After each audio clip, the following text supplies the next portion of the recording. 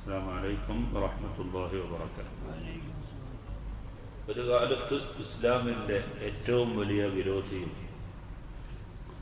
മുസ്ലിങ്ങളുടെ ഏറ്റവും വലിയ പേടി സ്വപ്നവുമായ അംർ ഇബ്നുൽ ആസ് റളിയല്ലാഹു അൻഹു ഇസ്ലാമിലേക്ക് കടന്നു വരാനുണ്ടായ സാഹചര്യമാണ് ഇന്ന് നമുക്ക് പറയാനുള്ളത്. ഇമാം അഹ്മദ് റളിയല്ലാഹു അൻഹു തൻ്റെ മുസ്നദിൽ ഉദ്ധരിക്കുന്ന സംഭവം, അംർ ഇബ്നുൽ ആസ് റളിയല്ലാഹു അൻഹു പറയുകയാണ്, മുസ്ലിമായതിന് ശേഷം അദ്ദേഹത്തിൻ്റെ ജീവിതത്തിലുണ്ടായ അനുഭവങ്ങൾ വിവരിക്കുന്നു. ലമ്മ انصرفنا من الأحزاب عن الخندق, അഹ്സാബ് യുദ്ധം കഴിഞ്ഞ് തിരിച്ചു വരുമ്പോൾ, അന്ന് അംർ ഇബ്നുൽ ആസ് റളിയല്ലാഹു അൻഹു ശത്രുക്കളുടെ പാളയത്തിലാണ് ഉണ്ടായിരുന്നത്.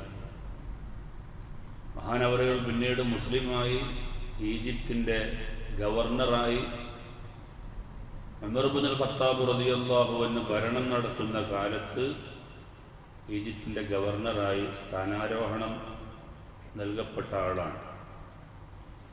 അപ്പോൾ അദ്ദേഹം ഇസ്ലാമിലേക്ക് വരുന്നതിന് മുമ്പുള്ള അവസ്ഥ മഹാനവറുകൾ തന്നെ വിവരിക്കുകയാണ്. അഹ്സാബ് യുദ്ധം കഴിഞ്ഞ് തിരിച്ചു വരുമ്പോൾ, ജമാഅത്തു റിജാലൻ മിൻ ഖുറൈശിൻ കാനൂ യറൗന മിൻ മക്കാനി, എൻ്റെ നിലവാരവും എൻ്റെ സ്ഥാനവുമൊക്കെ അറിയാവുന്ന ഖുറൈശികളിലെ അനുയായികളെയൊക്കെ ഞാൻ ഒരുമിച്ച് കൂട്ടി. എന്നിട്ട് ഞാൻ പറഞ്ഞു, നിങ്ങളിപ്പോൾ മനസ്സിലാക്കുന്നുണ്ട്, വല്ലാഹി ഇന്നി ലഅറാ അംറ മുഹമ്മദിൻ യഅലുൽ ഉമൂറ ഉലുവൻ കബീറ,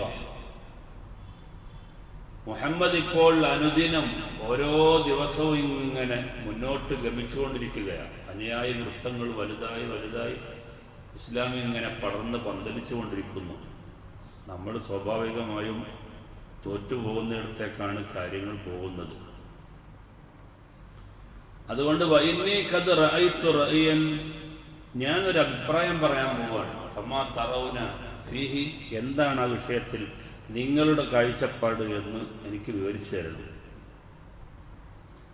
യുദ്ധം കഴിഞ്ഞു വരുന്ന യാത്രയിൽ ഖുറൈശികളെയൊക്കെ ഒരുമിച്ച് കൂട്ടിയിട്ട് അവരുടെ നേതാവായി ആ സമയത്ത് നേതൃത്വം നൽകിയിരുന്ന അംർ ഇബ്നുൽ ആസ് ചോദിക്കുകയാണ്.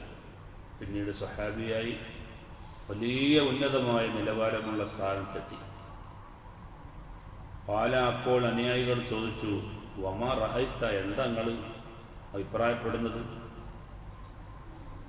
അപ്പോൾ അദ്ദേഹം പറഞ്ഞു, റഅയ്തു അന്നൽഹഖ ബിന്നജാസി ഫനകൂന ഇൻദ, നമുക്ക് എത്യോപ്യയിലെ നജാസി രാജാവിൻ്റെ കൂടെ അങ്ങ് കൂടാം, എന്നിട്ട് അദ്ദേഹവുമായി നമുക്ക് മുഹമ്മദിനെ പരാജയപ്പെടുത്താനുള്ള യുദ്ധങ്ങൾ ഉണ്ടാക്കാം. ഫൈൻ ലഹറ മുഹമ്മദുൻ അലാ ഖൗമിന, മുഹമ്മദാണ് നമ്മുടെ ജനതയുടെ മേലിൽ വിജയം വരിക്കുന്നതെങ്കിൽ കുന്നാ ഇൻദൻ നജാസി, നമുക്ക് പ്രത്യേകിച്ചൊന്നും നഷ്ടപ്പെടാനില്ല. നമ്മുടെ നജാസിയുടെ അനുയായികളാണല്ലോ, അദ്ദേഹം ഒരു രാജാവല്ലേ. فإنا أن نكون تحت يديه أحب إلينا من أن نكون تحت يدي محمد, മുഹമ്മദിൻ്റെ കീഴിൽ നാം ജീവിക്കുന്നതിനേക്കാൾ നല്ലത്. കാരണം മുഹമ്മദ് വിജയിച്ചാൽ പിന്നെ സ്വാഭാവികമായി മുഹമ്മദിൻ്റെ അനുയായികളായി അവിടുത്തെ ചെൽപ്പടിക്കനുസരിച്ച് നമ്മൾ നിൽക്കേണ്ടി വരും. അങ്ങനെ നമ്മൾ നിൽക്കുന്നതിനേക്കാൾ നല്ലത് ഇനി തോറ്റാലും ഒരു രാജാവിൻ്റെ കീഴിൽ കഴിയുന്നതാണ്. അതേസമയം വഇൻ ലഹറ ഖൗമുന, നമ്മളാണ് വിജയം വരിക്കുന്നതെങ്കിൽ ഫനഹനൂ മൻ ഖദ് അറഫൂ, നമ്മൾ നല്ലപോലെ അറിയാവുന്ന ഒരു വിഭാഗത്തിന് കീഴിലാണ് നമ്മൾ എത്തിപ്പെട്ടത്. അതുകൊണ്ട് നമുക്കതിൻ്റെ ക്രെഡിറ്റ് അവകാശപ്പെടാം. എങ്ങനെ വന്നാലും ഫലൻ യഅതീനാ മിൻഹും ഇല്ലാ ഖൈറാ, നമുക്കവരിൽ നിന്ന് നന്മയല്ലാതെ ഒന്നും ലഭിക്കാനില്ല എന്ന് ഞാനിങ്ങനെ അഭിപ്രായപ്പെടാൻ പോവുക. എന്താ നിങ്ങളുടെ അഭിപ്രായം? പറഞ്ഞതിൻ്റെ ആകത്തുക എന്താണ്? ഖുറൈശികൾ ഇങ്ങനെ ഓരോ യുദ്ധങ്ങളിലും പരാജയപ്പെട്ടുകൊണ്ടിരിക്കുന്നു. മുഹമ്മദ് നബി സല്ലല്ലാഹു അലൈഹി വസല്ലം തങ്ങളും സ്വഹാബത്തും അനുദിനം ഓരോ ദിവസവും യുദ്ധങ്ങളിൽ വിജയിച്ച് അനുയായികൾ ഇങ്ങനെ വർദ്ധിച്ച് വന്നുകൊണ്ടിരിക്കുകയാണ്. അപ്പം അവരുടെ നേതാവായി നേതൃത്വം നൽകുന്ന അംർ ഇബ്നുൽ ആസ് പിന്നീട് ഇസ്ലാമിലേക്ക് കടന്നു വന്നു. അപ്പം അന്നത്തെ കാലത്ത് ചോദിക്കുക, നമുക്ക് പിടിച്ചു നിൽക്കാൻ കഴിയില്ല കേട്ടോ, ഒരു കാര്യം ചെയ്യാം, നമ്മുടെ എത്യോപ്യയിലേക്ക് പോവാം. എന്നിട്ട് ആ എത്യോപ്യയിലെ നജ്ജാസി രാജാവുമായി നമുക്കൊരു പടയണി അങ്ങ് മുന്നോട്ട് ഗമിക്കാം. അപ്പോഴും മുഹമ്മദാണ് ജയിക്കുന്നതെങ്കിൽ നമുക്കൊന്നും നഷ്ടപ്പെടാനുള്ള, അതിൻ്റെ പരാജയമൊക്കെ ഏറ്റെടുക്കേണ്ടത് നജ്ജാസിയല്ലേ. ഇനി നമ്മളാണ് വിജയിക്കുന്നത് എങ്കിൽ നമുക്ക് അതിൻ്റെതായ പരിഗണന ലഭിക്കുകയും ചെയ്യും. കാരണം നജ്ജാസിക്ക് നമ്മളെക്കുറിച്ച് നല്ലപോലെ അറിയാലോ. അപ്പോൾ അവർ പറഞ്ഞു, ഇതൊരു നല്ല വർത്താനാണ്, നല്ല തീരുമാനമാണിത്. അങ്ങനെ ഞാൻ അവരോട് പറഞ്ഞു, എന്നാൽ പിന്നെ പോകാനുള്ള ഒരുങ്ങാം. രാജാവിന് കാര്യമായി ഹദിയ എന്തെങ്കിലും കൊടുക്കണമല്ലോ. അതിനെന്താണ് അതിന് വേണ്ടത്? നിങ്ങൾ ഒരുമിച്ച് കൂട്ടുക. വകാന അഹബ്ബ മാ യുഹ്ദാ ഇലൈഹി മിൻ അർളിനാ അൽ-ലുദും. നമ്മുടെ നാട്ടിൽ നിന്ന് രാജാവിന് വേണ്ടത് കറികളാണ്. നമ്മുടെ നാട്ടിലെ കറികളും അച്ചാറുകളും ഒക്കെ രാജാവിനെ സംബന്ധിച്ചിടത്തോളം വലിയ ഇഷ്ടമാണ്. അതുകൊണ്ട് നമുക്ക് വിവിധ തരങ്ങളിലുള്ള കറികൾ ഉണ്ടാക്കി കൊണ്ടുപോകാം. അംർ ഇബ്നുൽ ആസ് റളിയല്ലാഹു അൻഹു പറയുന്നു, അന്ന് ഞങ്ങൾ എത്യോപ്യയിലേക്ക് പുറപ്പെടുന്നതിന് മുമ്പ് നാട്ടിൽ കിട്ടാവുന്ന വിഭവങ്ങളെല്ലാം ഒരുക്കി തയ്യാറാക്കി ഞങ്ങൾ എത്യോപ്യയിലേക്ക് പോയി. നജ്ജാശി രാജാവിൻ്റെ അരികിലേക്ക് പോയപ്പോൾ വല്ലാഹി ഇന്നാ ലഇൻദഹു ഇദ് ജാഅ അംർ ഇബ്നു ഉമയ്യത്ത് അൽ-അംരി. നജ്ജാശി രാജാവിനെ കാണാൻ ചെന്നപ്പോൾ അവിടെയുണ്ട് അംർ ഇബ്നു ഉമയ്യ എന്ന് പറയുന്ന ഒരാൾ. നബി സല്ലല്ലാഹു അലൈഹി വസല്ലം തങ്ങളുടെ സഹാബികളിൽപ്പെട്ട പ്രധാനിയായ ഒരു സഹാബിയാണ്. രാജാക്കന്മാരുടെ അരികിലേക്കെല്ലാം ഇസ്ലാമിലേക്ക് ക്ഷണിച്ചു കൊണ്ടുവിടുന്ന ദൂതന്മാരിൽപ്പെട്ട ഒരാൾ. അദ്ദേഹം നിൽക്കുന്ന രംഗം കണ്ടു. وكان رسول الله صلى الله عليه وسلم قد بعثه إليه من في شأن جعفر وأصحابه. ജഅഫർ റളിയല്ലാഹു അൻഹുവിന്റെയും അനുയായികളുടെയും കാര്യത്തിൽ സംസാരിക്കാൻ വേണ്ടി നബി സല്ലല്ലാഹു അലൈഹി വസല്ലം തങ്ങൾ പറഞ്ഞയച്ചു വിട്ട അംർ ഇബ്നു ഉമയ്യത്ത് അൽ-അംരി എന്ന് പറയുന്ന ആള് നജ്ജാശി രാജാവിന്റെ അരികിൽ നിൽക്കുന്ന രംഗം കണ്ടു. അപ്പോഴോ ആ സമയത്ത് നജ്ജാശി രാജാവിനോട് സംസാരിച്ചിട്ട് അംർ ഇബ്നു ഉമയ്യ എന്ന് പറയുന്ന ആള് പുറത്തേക്ക് വരുന്ന രംഗം എനിക്ക് കാണാൻ കഴിഞ്ഞു. അപ്പോൾ ഞാൻ എൻ്റെ അനുയായികളോട് കൂട്ടുകാരോട് പറഞ്ഞു, ഹാദാ അംർ ഇബ്നു ഉമയ്യ. അതാരാ മനസ്സിലായോ? നബിതങ്ങളുടെ മുഹമ്മദിന്റെ അനുയായി വൃത്തങ്ങളിൽപ്പെട്ട അംറാണത്. ലൗ ഖദ് ദഖൽതു അല നജ്ജാശി ഫസഅൽതുഹു ഇയ്യാഹു ഫഅത്വാനി ഫദറബ്തു ഉൽഖ. ഇപ്പൊ നല്ല ഒരു പണി ഒപ്പിക്കാൻ പറ്റും. നജ്ജാശി രാജാവിന്റെ അരികിലേക്ക് പോയിട്ട് അദ്ദേഹത്തെ എനിക്കൊന്ന് വിട്ടുതരണം എന്ന് ആവശ്യപ്പെട്ടാൽ നജ്ജാശി രാജാവ് അത് വിട്ടുതരും. അംർ ഇബ്നു ഉമയ്യത്തിനെ വിട്ടുതരും. എനിക്ക് ഈ ഒരു തക്കം നോക്കി തൻ്റെ കഥ കഴിക്കാം. ഇസ്ലാമിലെ വലിയ വിരോധിയായിരുന്നില്ല അംർ ഇബ്നുൽ ആസ്. ആ സമയത്തുള്ള കാര്യം പറയാം. فإذا فعلت ذلك رأت قريش أني قد أجزأت عنها حين قتلت رسول محمد صلى الله عليه وسلم. റസൂലുള്ളാഹിന്റെ ദൂതനായ അംറിനെ ഞാൻ കഥ കഴിക്കുമ്പോൾ, കൊലപ്പെടുത്തുമ്പോൾ അത് ഖുറൈശികളോട് ചെയ്ത പ്രതിരോധത്തിന്, ഖുറൈശികളോട് ചെയ്ത ആക്രമത്തിൻ്റെ ഒരു പ്രതിരോധമായിട്ടാണ് കാണുക. തൻ്റെ ഭാഷയിൽ സംസാരിക്കുകയാണ്, അതുകൊണ്ട് വേറൊന്നും വരാനില്ല. ഏതായിരുന്നാലും അംർ ഇബ്നുൽ ആസ് എന്ന് പറയുന്ന ആ മനുഷ്യൻ അന്ന് നജ്ജാശി രാജാവിൻ്റെ അരികിലേക്ക് കയറി. അപ്പോൾ രാജാവിൻ്റെ മുമ്പിലെത്തുമ്പോൾ ആദ്യം വണങ്ങണം, സുജൂദ് ചെയ്യണം. ഞാൻ സുജൂദ് ചെയ്തു. ആ സമയത്ത് നജ്ജാശി രാജാവ് കണ്ടിട്ട് പറഞ്ഞു, മർഹബൻ ബിസദീഖി. സ്വാഗതം, എൻ്റെ കൂട്ടുകാരൻ്റെ സ്വാഗതം. അപ്പോൾ ചോദിച്ചു, അഹ്ദൈതലി മിൻ ബിലാദിക ശൈഅൻ, എവിടുന്നാ വന്നത്? മക്കത്തുനിന്ന് വരികയല്ലേ, മക്കയിൽ നിന്ന് വരികയല്ല, നിങ്ങൾ എന്തെങ്കിലും കാര്യമായി വല്ല ഹദിയയും കൊണ്ടുവന്നിട്ടുണ്ടോ എന്ന് ചോദിച്ചു.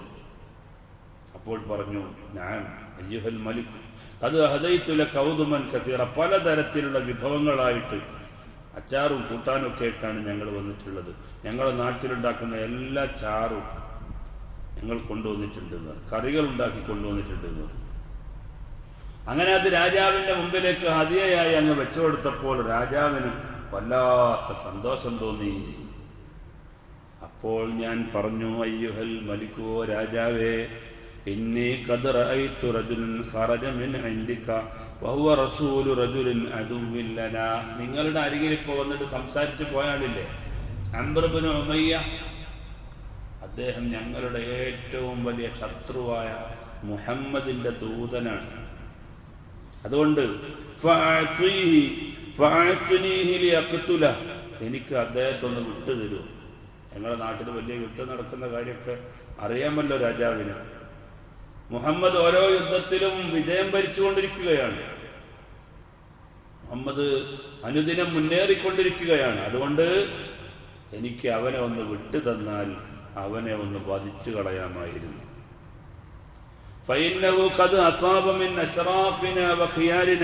ഞങ്ങളിലെ നേതാക്കളിൽ പലർക്കും പല പരിക്കും അവൻ വരുത്തിയിട്ടുണ്ട്. അതുകൊണ്ട് അദ്ദേഹത്തെ ഒന്ന് വിട്ടുതരണം. അംർ ഇബ്നുൽ ആസ് റളിയല്ലാഹു അൻഹു പറയുകയാണ്, ഞാനിത് സംസാരിച്ചപ്പോൾ നജ്ജാശി രാജാവിന് ദേഷ്യം വന്നുപോയി. രാജാവ് കൈ നീട്ടിയിട്ട് ഒരൊറ്റ ഇടി എൻ്റെ മുഖത്തങ്ങ് ഇടിച്ചുപോയി. വനന്തു അന്നഹു ഖദ് കസറഹു, എൻ്റെ മൂക്ക് പൊട്ടിപ്പോയെന്ന് ഞാൻ വിചാരിച്ചു.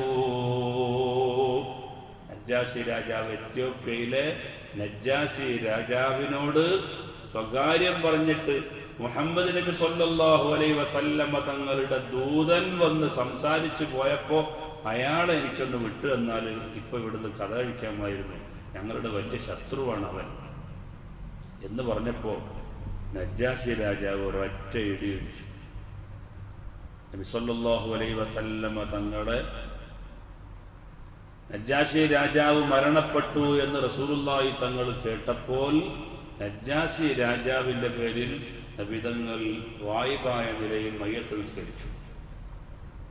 അതാണ് നമ്മുടെ ശരീഅത്തിൽ ശാഫിഈ മദ്ഹബിൽ വായിബായ മയ്യത്ത് നിസ്കരിക്കാമെന്നതിൻ്റെ തെളിവ്.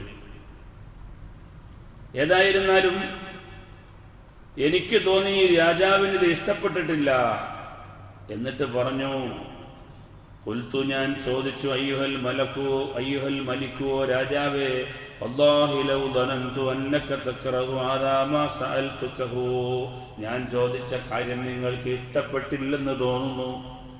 രാജാവ് എന്നോട് അപ്പോൾ പ്രതികരിച്ചു, അതസ്തലുനി അൻ അഅതിയക റസൂല റജുലിൻ യഅതീഹി നാമൂസുൽ അക്ബർ അല്ലദീ കാന യഅതീ മൂസാ ലിതഖ്തുലാ. മൂസാ നബിയുടെ അരികിൽ ചെല്ലുന്ന ജിബ്രീൽ അലൈഹിസ്സലാത്തു വസ്സലാം ഇപ്പോൾ വന്നുകൊണ്ടിരിക്കുന്ന മുഹമ്മദിന്റെ അനുയായി വൃത്തത്തിൽപ്പെട്ട ഒരു റസൂലാണ്, ദൂതനാണ് ഇവിടെ വന്നത്. അദ്ദേഹത്തെ കൊല ചെയ്യാനാണോ നിങ്ങൾ ചോദിച്ചത്? നിങ്ങൾ ആരാ വിചാരിച്ചത് മുഹമ്മദിനെ കുറിച്ച്? മുഹമ്മദ് എന്ന് പറയുന്നത് യഥാർത്ഥ പ്രവാചകനാണ്. ജിബ്രീൽ വരുന്ന മൂസാ നബി അലൈഹി ഇസ്ലാമിന്റെ അരികിലേക്ക് വരുന്ന നാമൂസ് എന്ന് പറയുന്ന ജിബ്രീലിന്റെ പേരാ. ആ ജിബ്രീൽ ഇപ്പോൾ വന്നുകൊണ്ടിരിക്കുന്ന മുഹമ്മദിന്റെ ദൂതനെ കൊല്ലാനോ എന്ന് ചോദിച്ചു. അപ്പോൾ ഞാൻ ചോദിച്ചു, അങ്ങനെയാണോ കാര്യം? അതെ. ഫഇന്നഹു വല്ലാഹി ലഅലൽ ഹഖ്, അദ്ദേഹം സത്യസന്ധനാണ്. വല യദ്ഹറന്ന അലാ മൻ ഖാലഫ, ആര് പ്രതിരോധിച്ചിട്ടും കാര്യമില്ല, അദ്ദേഹം ഇവിടെ എല്ലാത്തിനും മുകളിൽ മുന്നേറും, ജയിച്ചടക്കും. കമാ ലഹറ മൂസ അലാ ഫിർഔന വജുനൂദി, ഞാൻ വലിയ ദൈവമാണെന്ന് പറഞ്ഞ് രാജകീയ വാഴ്ച നടത്തിയിരുന്ന ഭരണം നടത്തിയിരുന്ന ഫിർഔനെയും സൈന്യത്തെയും തോൽപ്പിച്ച് മൂസാ നബി അലൈഹി സ്വലാം മുന്നേറിയില്ലേ? ഇതുപോലെ മുന്നേറുന്ന ഒരു പ്രവാചകനാണ് മുഹമ്മദ് നബി സല്ലല്ലാഹു അലൈഹി വസല്ലം എന്ന് നജ്ജാശി രാജാവ്, എത്യോപ്യയിലെ രാജാവ് പറയുന്നു. അതുകൊണ്ട് നിങ്ങൾ അദ്ദേഹത്തെ അംഗീകരിക്കണമെന്ന് പറഞ്ഞപ്പോൾ അംർ ഇബ്നുൽ ആസ് റളിയല്ലാഹു അൻഹു പറയുന്നു, ഫബായഅനി ലഹു അലൽ ഇസ്ലാം, എങ്കിൽ അദ്ദേഹത്തെ ഞാൻ വിശ്വസിക്കാം, ഞാൻ ഇസ്ലാം ഉൾക്കൊള്ളാമെന്ന് നിങ്ങൾക്ക് വാക്ക് തരുന്നു എന്ന് പറഞ്ഞിട്ട് രാജാവിനെ ബൈഅത്ത് ചെയ്തു. കൈ നീട്ടിത്തരീന്ന് പറഞ്ഞു, കൈ നീട്ടിക്കൊടുത്തു. അങ്ങനെ അദ്ദേഹം ബൈഅത്ത് ചെയ്തു. എന്നിട്ട് തൻ്റെ അനുയായികളിലേക്ക് പോയി. അദ്ദേഹത്തിൻ്റെ മുമ്പുണ്ടായിരുന്ന അവസ്ഥയിൽ നിന്ന് മാറ്റം വന്നു. പക്ഷേ മുസ്ലിമാണെന്ന കാര്യം അനുയായികളോട് മറച്ചു വച്ചു. അങ്ങനെ ചെയ്യാനേ നിർവാഹമുള്ളൂ, അവരുടെ നേതാവായിരുന്നല്ലോ. അങ്ങനെ ഞാൻ നബി സല്ലല്ലാഹു അലൈഹി വസല്ലമ തങ്ങളിലേക്ക് മുസ്ലിമാകാൻ വേണ്ടി നടന്നു പോകുമ്പോൾ ഖാലിദ് ഇബ്നുൽ വലീദ് റളിയല്ലാഹു അൻഹു നടന്നു വരുന്നു. മക്കം ഫത്ഹ് നടക്കുന്നതിൻ്റെ മുമ്പാണിത്. മക്കയിൽ നിന്നാണ് മഹാനായ ഖാലിദ് ഇബ്നുൽ വലീദ് റളിയല്ലാഹു അൻഹു വരുന്നത്. ഞാൻ ചോദിച്ചു, നിങ്ങൾ എങ്ങോട്ട് പോകുന്നു? അപ്പോൾ പറഞ്ഞു, ലഖദ് ഇസ്തഖാമൽ മൻസിമു വഇന്നർ റജുല നബിയ്യുൻ അദ്ഹബു വല്ലാഹി യുസ്ലിമു ഫഹത്താ മതാ. ഞാൻ മുസ്ലിമാകാൻ തീരുമാനിച്ചു. ഖാലിദ് ഇബ്നുൽ വലീദ് പറയാം, കാരണം ഇനി നമ്മൾ പിന്തിച്ചിട്ട് കാര്യമല്ല, എന്തായാലും ഈ മതം നല്ലതാണെന്ന് ഞാൻ ഉൾക്കൊണ്ടു എന്ന് പറഞ്ഞിട്ട് അംർ ഇബ്നുൽ ആസ് റളിയല്ലാഹു അൻഹു പ്രിയപ്പെട്ടവരെ അദ്ദേഹത്തോട് സംസാരിച്ചു. ഖാലിദ് ഇബ്നുൽ വലീദ് റളിയല്ലാഹു അൻഹു കൂടി അഭിപ്രായം പറഞ്ഞപ്പോൾ രണ്ടുപേരും നബി സല്ലല്ലാഹു അലൈഹി വസല്ലമ തങ്ങളുടെ അരികിലേക്ക് പോയി. ആദ്യം ഖാലിദ് ഇബ്നുൽ വലീദ് റളിയല്ലാഹു അൻഹു ബൈഅത്ത് ചെയ്തു. രണ്ടാമത് അംർ ഇബ്നുൽ ആസ് റളിയല്ലാഹു അൻഹു റസൂലുള്ളാഹിന്റെ അരികിലേക്ക് വന്നിട്ട് പറഞ്ഞു, യാ റസൂലല്ലാഹ് ഇന്നി ഉബായിഉക അലാ അൻ തഗ്ഫിറ ലി മാ തഖദ്ദമ മിൻ ദംബി. ഞാൻ മുസ്ലിമാകാൻ തീരുമാനിച്ചിട്ടുണ്ട്, പക്ഷേ ഒറ്റ കാര്യം, എൻ്റെ ജീവിതത്തിൽ ഒരുപാട് അനർത്ഥങ്ങളും അക്രമങ്ങളും ചെയ്തു പോയ ഒരാളാണ്, അതെല്ലാം എനിക്ക് പുറത്തു തരും എന്ന വ്യവസ്ഥയോടുകൂടെ ഞാൻ ഇസ്ലാം മതം സ്വീകരിച്ചു എന്ന് പറഞ്ഞപ്പോൾ നബി സല്ലല്ലാഹു അലൈഹി വസല്ലമ തങ്ങൾ പറഞ്ഞു, യാ അംറു ബായ, അംറേ നിങ്ങൾ ബൈഅത്ത് ചെയ്യുക, ഫഇന്നൽ ഇസ്ലാമ യജുബ്ബു മാ കാന ഖബ്ല. ഒരാൾ മുസ്ലിമായാൽ അതിനു മുമ്പുള്ള മുഴുവൻ പാപങ്ങളും അത് പൊളിച്ചു കളയും. ഫഇന്നൽ ഹിജ്റത തജുബ്ബു മാ കാന ഖബ്ലഹാ, ഹിജ്റ പോകുമ്പോഴും അതുപോലെ മുമ്പുള്ള മുഴുവൻ പാപങ്ങളെയും അത് പൊളിച്ചു കളയും എന്ന് പറഞ്ഞപ്പോൾ അംർ ഇബ്നുൽ ആസ് റളിയല്ലാഹു അൻഹു പറയുന്നു, ഞാൻ നബി സല്ലല്ലാഹു അലൈഹി വസല്ലമ തങ്ങളെ ബൈഅത്ത് ചെയ്തു. അങ്ങനെ നബി സല്ലല്ലാഹു അലൈഹി വസല്ലമ തങ്ങളപ്പോൾ പറഞ്ഞു, അസ്ലമന്നാസ് വആമന അംർ ഇബ്നുൽ ആസ്. ജനങ്ങൾ പലരും മുസ്ലിമായി, അവസാനം അംർ ഇബ്നുൽ ആസ് മുസ്ലിമായിരിക്കുന്നു എന്ന് പറഞ്ഞിട്ട് നബി സല്ലല്ലാഹു അലൈഹി വസല്ലമ തങ്ങൾ അതിൻ്റെ പേരിൽ വലിയ സന്തോഷപുളകമണിഞ്ഞ രംഗം മഹാനായ അഹ്മദ് ബിൻ ഹംബൽ റളിയല്ലാഹു അൻഹു തൻ്റെ സ്വഹീഹിൽ രേഖപ്പെടുത്തുകയാണ്. ഈ അംർ ഇബ്നുൽ ആസ് റളിയല്ലാഹു അൻഹു ആണ് അവസാനം മിസ്റിലേക്ക് ചെന്നിട്ട് മിസ്ർ, ഈജിപ്ത് എന്ന് പറയുന്ന ആ പട്ടണം മുഴുക്കയും ഇസ്ലാമിക ഗവൺമെന്റിലേക്ക് വരുത്തിയത്. ഉമർ ഇബ്നുൽ ഖത്താബ് റളിയല്ലാഹു അൻഹുവിന്റെ ഭരണകാലത്ത് അവിടുത്തെ ഗവർണറായി നൈൽ നദിക്ക് ഒരു സ്വഭാവമുണ്ടായിരുന്നു. എല്ലാ വർഷവും നല്ല ഒരു സുന്ദരിയായ പെണ്ണിനെ നൈൽ നദിക്ക് സമർപ്പിച്ചാലാണ് നൈൽ നദി നല്ല നിലയിൽ അത് സഞ്ചരിക്കുകയുള്ളൂ. അതില്ലെങ്കിൽ നൈൽ നദി അങ്ങ് സ്റ്റക്കാവും, പിന്നെ സഞ്ചരിക്കുകയില്ല.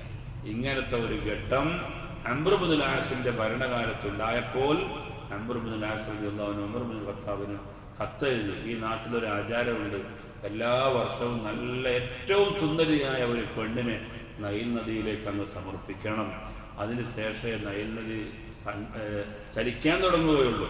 ഈ വർഷം ഞങ്ങൾ ആ ആചാരം നടത്തിയിട്ടില്ല, അതുകൊണ്ട് വെള്ളം കല്ലായി നിൽക്കുകയാണ്, വെള്ളം ചലിക്കുന്നില്ല, ഞങ്ങൾ എന്ത് വേണം? നമുക്ക് ഇസ്ലാമിൽ ഇങ്ങനെ ഒരു സംസ്കാരത്തെ അംഗീകരിക്കാൻ പറ്റില്ലല്ലോ, അതുകൊണ്ട് ഖലീഫ ഇതിൽ ഇടപെടണമെന്ന് പറഞ്ഞപ്പോൾ ഉമർ ഇബ്നുൽ ഖത്താബ് റളിയല്ലാഹു അൻഹു ഒരു കത്തെഴുതി, നദി നീ അള്ളാഹുവിന് വേണ്ടിയാണ് ഇതുവരെ ചലിച്ചതെങ്കിൽ ഇനിയും ചലിക്കുക, സൃഷ്ടികൾക്ക് വേണ്ടിയാണ് നീ ഇതുവരെ ചലിച്ചതെങ്കിൽ നിന്റെ കാര്യത്തിൽ തീരുമാനമൊന്നുമില്ല എന്ന് പറഞ്ഞിട്ടൊരു കത്തെഴുതി. ഈ കത്ത് കിട്ടിയാൽ ഉടനെ നൈൽ നദിയിലേക്ക് നിങ്ങൾ ഇട്ടാൽ കാര്യങ്ങൾ എളുപ്പമാകുമെന്ന് മഹാനായ ഉമർ ഇബ്നുൽ ഖത്താബ് റളിയല്ലാഹു അൻഹു കത്തെഴുതുകയും അംർ ഇബ്നുൽ ആസ് റളിയല്ലാഹു അൻഹു ആ കത്ത് നൈൽ നദിയിലേക്ക് ഇടുകയും ചെയ്തപ്പോൾ നൈൽ നദി പഴയതുപോലെ അങ്ങ് സഞ്ചരിക്കാൻ തുടങ്ങി എന്ന് ചരിത്രത്തിൽ നമുക്ക് കാണാൻ കഴിയും. അങ്ങനെ ഇസ്ലാമിക ഗവൺമെന്റിലെ ഇസ്ലാമിക രാഷ്ട്രമായി ഒരു പ്രദേശത്തുള്ള ഒരു രാജ്യത്തുള്ള മുഴുവൻ ജനങ്ങളെയും ഇസ്ലാമിക പ്രബോധനം കൊണ്ട് രംഗത്ത് കൊണ്ടുവന്ന വലിയ പ്രമുഖനായ സഹാബിയായി മഹാനായ അംർ ഇബ്നുൽ ആസ് റളിയല്ലാഹു അൻഹു മാറി. ഒരൊറ്റ വ്യക്തിയുടെ ഇസ്ലാമിക ആശ്ലേഷം കൊണ്ട് ഒരുപാട് ജനങ്ങളെ, ആയിരക്കണക്കിന് ലക്ഷക്കണക്കിന് ജനങ്ങളെ ഇസ്ലാമിലേക്ക് കൊണ്ടുവരാൻ അത് കാരണമായി. മഹാനായ നബി സല്ലല്ലാഹു അലൈഹി വസല്ലം തങ്ങൾ പറഞ്ഞു, അംർ ഇബ്നുൽ ആസ് ശത്രുപാളയത്തിലായപ്പോഴും നേതാവാണ്, അംർ ഇബ്നുൽ ആസ് ഇസ്ലാമിലേക്ക് കടന്നു വന്നപ്പോഴും നേതാവാണ്. പ്രിയപ്പെട്ട അംർ ഇബ്നുൽ ആസ് റളിയല്ലാഹു അൻഹു മുഖേന ഇസ്ലാമിൽ ഒരുപാട് പരിവർത്തനങ്ങൾ ഉണ്ടാക്കാൻ സാധിച്ചു. ഇന്ന് നമുക്ക് കാണാം, അംർ ഇബ്നുൽ ആസ് റളിയല്ലാഹു അൻഹുവിന്റെ പേരിൽ അവിടെ വലിയ ഒരു പള്ളിയുണ്ട്. മിസ്രിലെ ഏറ്റവും വലിയ പള്ളി എന്ന് പറയുന്നത് അംർ ഇബ്നുൽ ആസിന്റെ പേരിൽ നിർമ്മിതമായ പള്ളിയാണ്. ഒരു 10-25,000 ആളുകൾക്ക് പങ്കെടുക്കാൻ പറ്റുന്ന വിധത്തിൽ വലിയ പള്ളി, മദീനത്തെ പള്ളി പോലെയൊക്കെ വിശാലമായ പള്ളി അംർ ഇബ്നുൽ ആസ് റളിയല്ലാഹു അൻഹുവിന്റെ പേരിൽ ഉണ്ടാക്കിയത് നമുക്ക് കാണാൻ കഴിയും. അല്ലാഹു സുബ്ഹാനഹു വ തആല മഹത്തായ ഈ മജ്ലിസിന്റെ ബർക്കത്ത് കൊണ്ട് അല്ലാഹു നമ്മുടെ സർവ്വ പാപങ്ങളും പുറത്തു തരുമാറാവട്ടെ. അംർ ഇബ്നുൽ ആസ് റളിയല്ലാഹു അൻഹുവിന്റെ ബർക്കത്ത് കൊണ്ട് അല്ലാഹു നമ്മുടെ ദുനിയാവും ആഖിറവും വെളിച്ചമാക്കി തരുമാറാവട്ടെ. മഹാന്മാരായ സ്വഹാബത്തിന്റെ ഈമാനികമായ പരിവേശം അല്ലാഹു നമ്മുടെ ജീവിതത്തിൽ ഉടനീളം നൽകി അനുഗ്രഹിക്കുമാറാവട്ടെ. അർഹമുർ റഹീമായ റബ്ബേ, ഞങ്ങൾക്ക് നീ ഇസ്സത്ത് നൽകണേ റഹ്മാനെ, ഞങ്ങൾക്ക് നല്ല ക്ഷമ നൽകണേ റഹ്മാനെ, ചെയ്തുപോയ പാപങ്ങളെല്ലാം നീ പുറത്തു തരണേ റഹ്മാനെ. അല്ലാഹുവേ, നാഫിയായ ഇൽമ ഞങ്ങൾക്ക് വർദ്ധിപ്പിച്ചു തരണേ റഹ്മാനെ. അർഹമുർ റഹീമായ റബ്ബേ, ഞങ്ങളുടെ ജോലിയിലും കച്ചവടങ്ങളിലും ബിസിനസ്സിലും സമ്പത്തിലും സമയങ്ങളിലും ഞങ്ങളുടെ ആരാധന കർമ്മങ്ങളിലൊക്കെയും നീ ബർക്കത്ത് ചെയ്യണേ റഹ്മാനെ. അല്ലാഹുവേ, നീ ഇഷ്ടപ്പെട്ട അടിമകളിൽ ഞങ്ങൾ നീ ഉൾപ്പെടുത്തണേ അല്ലാഹ്. ഈ മഹത്തായ മജ്ലിസിന്റെ സവാബിനെ ഞങ്ങളിൽ നിന്ന് മരണപ്പെട്ടു പോയ, പ്രത്യേകിച്ച് ഈ പള്ളിയുടെ ചാരത്ത് അന്ത്യവിശ്രമം കൊള്ളുന്ന എല്ലാ മുഅ്മിനീങ്ങളുടെയും അർവാഹുകളിലേക്ക് നീ എത്തിച്ചു കൊടുക്കണേ അല്ലാഹ്. ആമീൻ ബിറഹ്മതിക യാ അർഹമർ റഹീമീൻ. സല്ലല്ലാഹു അലാ മുഹമ്മദ് സല്ലല്ലാഹു അലൈഹി വസല്ലം. സല്ലല്ലാഹു അലാ മുഹമ്മദ് സല്ലല്ലാഹു അലൈഹി വസല്ലം. اللهم صل على محمد يا رب صل عليه وسلم. السلام عليكم ورحمة الله وبركاته.